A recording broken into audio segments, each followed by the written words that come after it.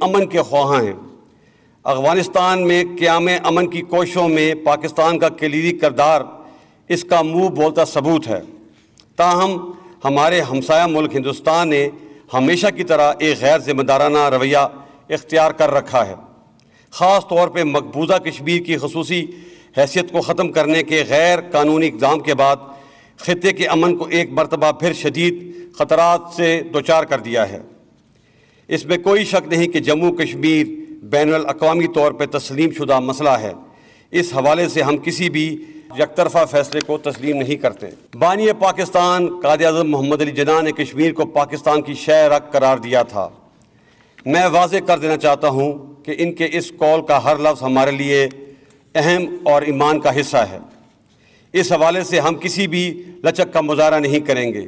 ہمیں نہ تو نئے حاصل شدہ اسلحے کے انبار سے مرغوب کیا جا سکتا ہے اور نہ ہی ہم پہ کوئی دھمکی اثر انداز ہو سکتی ہے۔ افواج پاکستان پوری قوت سے لیس، چوکنا اور باخبر ہیں اور انشاءاللہ دشمن کی کسی بھی حرکت کا فوری اور پوری قوت سے جواب دینے کے لیے تیار ہیں۔ وقت ہمیں کئی بار آزما چکا ہے، ہم ہر بار سرخ رو ہوئے ہیں۔ پاکستان ایک زندہ حقیقت ہے۔ ہمارا خون، ہمارا جذبہ، ہمارا عمل ہر محاذ پر اس کی گواہی دے گا۔ میں آج کے دن کی مناسبت سے اپنی قوم اور دنیا کو ایک پیغام دینا چاہتا ہوں کہ پاکستان ایک امن پسند ملک ہے، لیکن اگر ہم پہ جنگ تھوپی گئی تو ہم اینٹ کا جواب پتھر سے دیں گے، جس کا مظاہرہ ہم نے بالا کوٹ کے ناکام حملے کے جواب میں دیا۔ اس لیے دشمن کو کوئی شک نہ ہو۔ پاک فوج زندہ باد، پاکستان پائندہ باد۔